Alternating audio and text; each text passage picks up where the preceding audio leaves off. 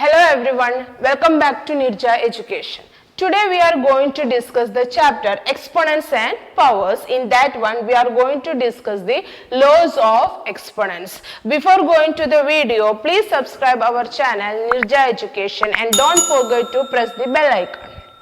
So in this case, we are going to discuss the laws of exponents. Already we have discussed or you learned the laws of exponents in lower classes. But now we are going to apply the laws of exponents for rational numbers. So first law I have written here, this is the generalized formula for the laws of exponents. The first law is that a raised to m multiplied by a raised to n, that is equal to a raised to m plus n. In this case, base will be same. Here is a and here also a, but the exponents are different. If this is multiplication, you have to do the addition. What is the second one? A raised to m divided by a raised to n. Here it is multiplication, but here it is division. If division is there, you have to do the subtraction of the exponents, that is a raised to m minus n. Here in multiplication, you have to do the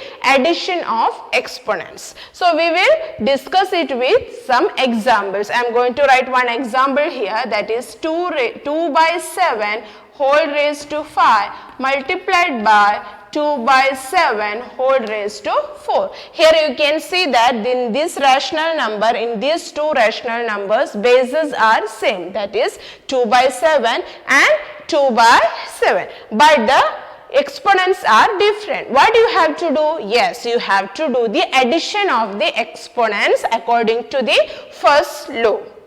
Then we are going to add the exponents, that means 5 plus 4, that is equal to 2 by 7 whole raised to 9. That means you have to multiply the 2 by 7 9 times.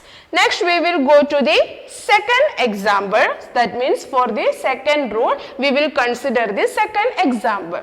I am going to write it here, 3 by 7 whole raised to 8 divided by 3 by 7 whole raised to 4. Here you can see, here also the bases are same, 3 by 7 and 3 by 7, but the exponents are different. In this case, you have to do the subtraction. Here division is there, so you have to do the subtraction.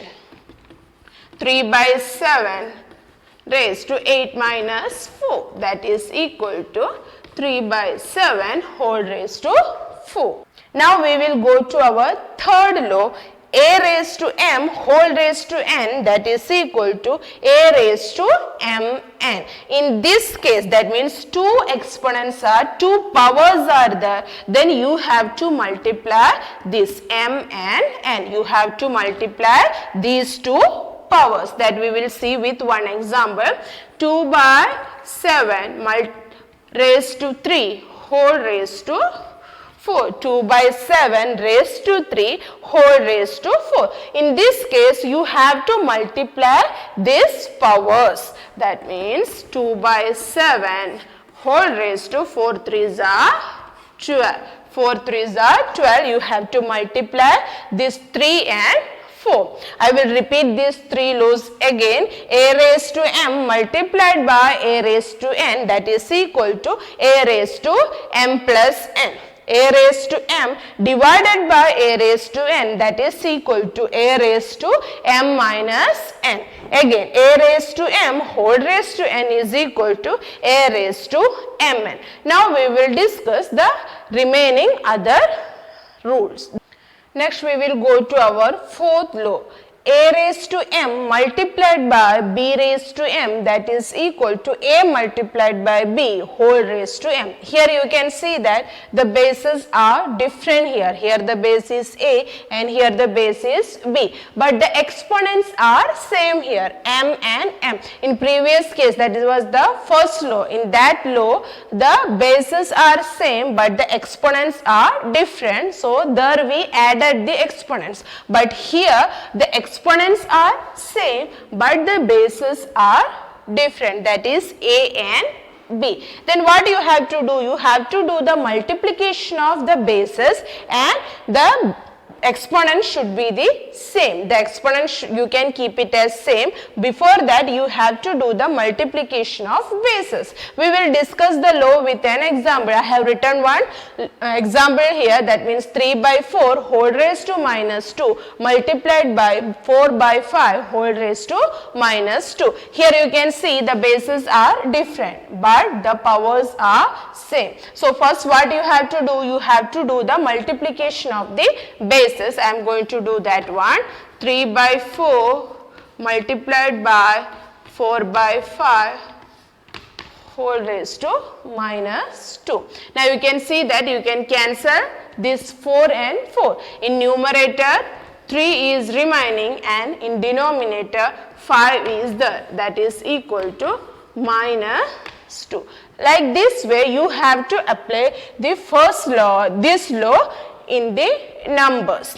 Now we will go to the next one, that is a raised to m divided by b raised to m, that is equal to a by b whole raised to m. Like this way only, here it is multiplication but here it is division. In this case you have to do the division of the bases. You have to do the division of the bases. This also we will discuss with one example. I have written one example here. Here the rational number is 5 by 12 and here the rational number is 5 by 6. In both the cases bases are different. So first you have to do the division of the bases. That means 5 by 12. Division means multiplying by the reciprocal of the number. I am going to do the multiplication. 5 by 6. Reciprocal of this number is 6 by 5 whole raised to 3. Now you can cancel here also this 5 and 5. 6 means 1 6 are 6, 2 6 are 12. In numerator only 1 is there and in denominator 2 is there. 1 by 2 whole raised to, you can write it as 1 by 2 whole raised to 3. Next, two laws are there, that is easy only. The first is, that means the sixth one is a raised to 0, the value of that one is 1. That means no need to consider the base, any base. If the power is 0, the value of that number will be 1. A raised to 0, that is equal to 1. If it is 3 raised to 0, it is equal to 1. If it is 6 by 7 raised to 0, the value is 1. If the power of the number is 0, then the value will be 1. The last law is that a raised to minus m. Here you can see that here negative sign is there. So already we have discussed that power means we have multiplying the number in that time. Suppose 2 means we are multiplying the number 2 times, 3 means you are multiplying the number 3 times. But here it is minus 2. You will have one confusion that how can we multiply the number minus 2 times? It is not possible. So here comes the law, a raised to minus m is equal to 1 by a raised to m. That means you have to find the reciprocal of the number. I will write here 2 raised to minus 2. 2 raised to minus 2, that is equal to 1 by 2 raised to 2. The negative sign will not be there after that. If you are writing 1 by, the negative sign will not be there. And opposite also, 1 by 2 raised to 2 can be written as 2 raised to minus 2. If it is coming to the numerator, the sign will change into negative. This negative is going to the denominator and the sign is changing here. We will come in the case of rational number. 3 by 7 whole raised to minus 2. Here it is minus 2. So you have to find the reciprocal of this number. What is the reciprocal of 3 by 7? Yes, you know that 7 by 3 whole raised to 2. Now it is changing into positive. Now you can do the multiplication. I hope all of you have understood the laws of exponents. Now we are going to our next topic, that is standard form. These exponents can be applied for the larger numbers and we can change it into the standard form. Next we will go to the standard form of a number. I already told you that the exponents we can use to convert larger number into a standard form. So what is a standard form? Standard form means the bigger number that can be written, the numbers in between 1 and 10, and that number can be multiplied by the power of 10. I will explain it with an example. Here you can see that this is a large number. We will count it 1, 10, 100, 1000, 10,000, lakh and 10 lakh. That means this is 50 lakh.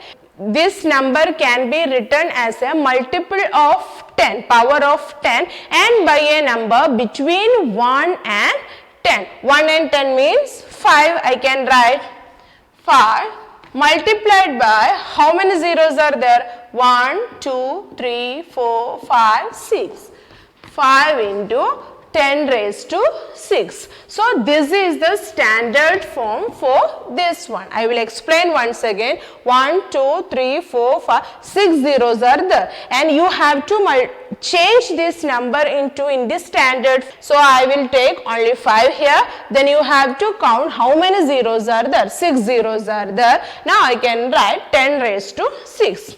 To write in this standard form, you have to follow some of the rules. That rules we will discuss here. The first one is that we place the decimal point after the first non-zero digit from the left. I did like that only here.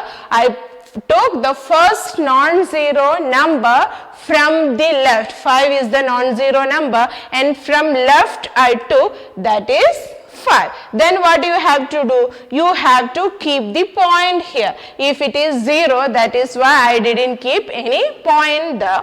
And what is the second rule? If the decimal has moved to the left, if the decimal has moved to the left, suppose the decimal is here, that means this can be written as 50 lakh point 0 also. After decimal 0 means no need to consider. So here the decimal point you are moving to the left side. This decimal point you are moving to the left side. Suppose you are moving the decimal point to the left side, what you have to do?